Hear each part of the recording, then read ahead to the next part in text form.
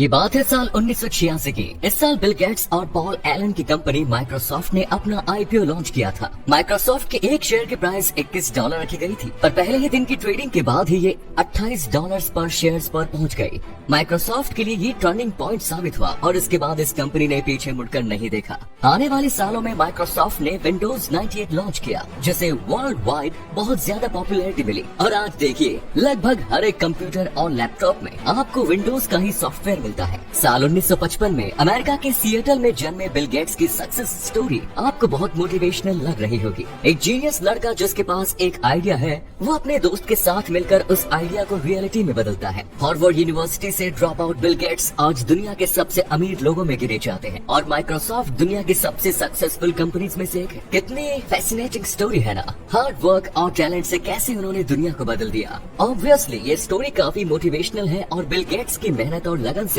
आपको भी सीख लेनी चाहिए। पर बिल गेट्स और पॉल एलन की सक्सेस स्टोरी में एक ऐसी चीज है जो आपको सामने से नहीं दिख रही है। इन दोनों के पास कुछ ऐसे बेनिफिट्स थे जो हर कॉमन मैन को नहीं मिल सकते थे। अगर माइक्रोसॉफ्ट का आइडिया बिल गेट्स की जगह आपको आया होता तो शायद ये आइडिया ही रह जाता और तमाम कोशिशों और हार्डवर्क और टैलेंट के बावजूद आप उसे रियलिटी में नहीं बदल पाते। माइक्रोसॉफ्ट जैसी एक कंपनी इसलिए पॉसिबल हो पाई क्योंकि बिल गेट्स एक ब्लैक स्किन पर्सन नहीं थे। उस दौर में अमेरिका में ब्लैक लोगों को स्लेव्स की तरह देखा जाता था। साल 1964 तक तो ब्लैक लोगों को स्कूल्स और दूसरे पब्लिक प्लेसेस में एंट्री भी नहीं करने दिया जाता था। उन्हें न तो वोट देने का अधिकार था और न ही वो बिना रेस्ट्रिक्शन के पब्लिक ट्रांसपोर्ट को यूज कर सकते थे। साल 1968 में बिल गेट्स और पॉल एलन बिना किसी रोक टोक के वॉशिंगटन स्टेट की कंपनी कंप्यूटर सेंटर कॉर्पोरेशन यानी कि CCC में अपना वक्त कंप्यूटर्स के साथ गुजार रहे थे। उसी साल मार्टिन लूथर किंग को ब्लैक लोगों के राइट्स के लिए आवाज उठाने पर हत्या कर दिया गया था। अगर बिल गेट्स एक ब्लैक स्किन पर्सन होते तो उनका बचपन अपने राइट्स को हासिल करने की लड़ाई में ही गुजर जाता।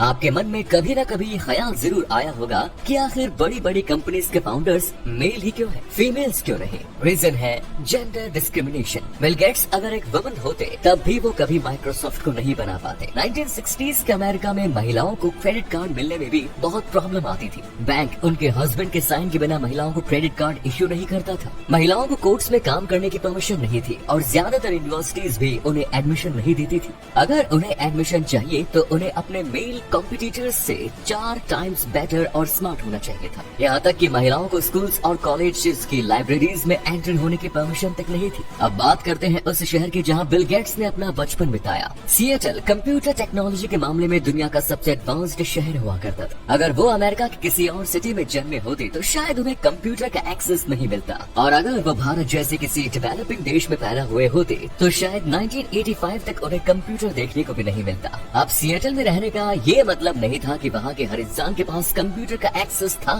बिल और पॉल दोनों लेक साइड स्कूल में पढ़ते थे, जो कि बहुत महंगा प्राइवेट स्कूल था। साल 1965 में बिल गेट्स ने जब पहली बार कंप्यूटर चलाया, उस समय 20 करोड़ की पॉपुलेशन वाले अमेरिका में सिर्फ 22,500 कंप्यूटर्स थे। जब CCC में बिल और पॉल को कंप्यूटर का एक्सेस मिलना बंद हो गया तो उन्हें यूनिवर्सिटी ऑफ वॉशिंगटन की लाइब्रेरी में बुक्स और कंप्यूटर का एक्सेस मिलने लगा। इसमें भी एक प्रिविलेज छिपा हुआ था। पॉल एलन के पिता यूनिवर्सिटी ऑफ वॉशिंगटन की लाइब्रेरी के एसोसिएट डायरेक्टर थे और बिल गेट्स के पेरेंट्स भी उसकी गवर्निंग बॉडी का हिस्सा थे। यहाँ पर रहते हुए इन दोनों ने अलग अलग कंप्यूटर्स को देखा और उन्हें चलाना सीखा। साथ ही उन्होंने पहली बार कंप्यूटर गेम भी खेला। उस समय माइक्रोसॉफ्ट जैसे एक कंपनी बनाना कोई आसान बात नहीं थी, पर बिल गेट्स और पॉल एलन के पास उनके पेरेंट्स का स्ट्रॉन्ग सपोर्ट था। बिल गेट्स के पिता विलियम हेनरी गेट्स एक लॉयर थे। माइक्रोसॉफ्ट को रजिस्टर कराने से लेकर सारे पेपर वर्क्स, एम्प्लॉयज की हायरिंग और अलग अलग तरह के कोर्ट केसेस से निपटने में बिल को अपने पिता से बहुत ज्यादा हेल्प मिली। अगर कोई और होता तो शायद कई साल तो कोर्ट के चक्कर लगाने में ही निकल जाते।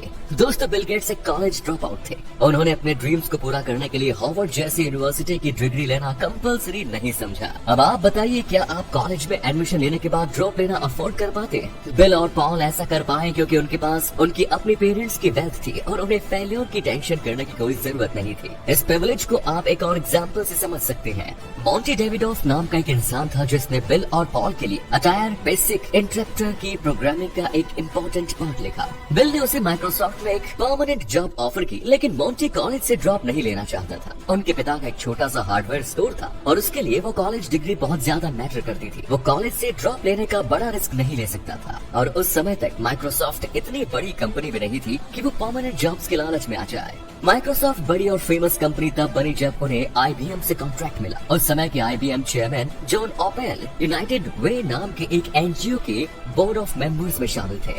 इसी बोर्ड ऑफ मेंबर्स में मैरी मैक्सवेल गेट्स भी हुआ करती थी, जो बिल गेट्स की माँ थी। पहले IBM डिजिटल रिसर्च नाम की एक बड़ी कंपनी के साथ कॉन्ट्रैक्ट करने वाली थी, पर कुछ कारणों से वो कॉन्ट्रैक्ट नहीं हो सका। इस समय पर मैरी ने ओपेल को अपने बेटे बिल की कंपनी के साथ कॉन्ट्रैक्ट करने के लिए मना लिया। अब अगर मैरी उस बोर्ड ऑफ मेंबर्स में शामिल न होती तो माइक्रोसॉफ्ट को कभी ये कॉन्ट्रैक्ट नहीं मिलता। दिलचस्प बात तो ये है कि माइक्रोसॉफ्ट IBM के साथ जिस सॉफ्टवेयर की डील कर रहा था वो सॉफ्टवेयर उनके पास था ही नहीं। सिएटल कंप्यूटर प्रोडक्ट्स नाम की एक कंपनी हुआ करती थी जिन्होंने QDOS नाम का एक ऑपरेटिंग सिस्टम डेवलप किया। पॉल एलन ने सिएटल कंप्यूटर प्रोडक्ट से इसे खरीद लिया और कुछ मॉडिफिकेशंस करके इसका नाम MS-DOS रख दिया और फिर यही ऑपरेटिंग सिस्टम IBM को बेच दिया। बिल गेट्स और पॉल एलन के सक्सेस के पीछे इन सभी प्रिविलेजेस का कंट्रीब्यूशन था। इनके बिना शायद ही वो माइक्रोसॉफ्ट को आज के लेवल तक पहुंचा पाते। सिर्फ हार्ड वर्क और टैलेंट से कोई टॉप तक नहीं पहुंचता दोस्तों, इसके लिए कुछ प्रिविलेजेस भी चाहिए होते हैं, जैसे कि बिल और पॉल के पास थे। हर इंसान के पास ऐसे कुछ प्रिविलेजेस जरूर होते हैं। जरूरत है तो बस इन्हें डिस्कवर करने की और अपने आइडिया के अनुसार ढालने की। वैसे बिल गेट्स और माइक्रोसॉफ्ट के सक्सेस के बारे में आपके क्या ख्याल हैं? कमेंट्स में बताएं।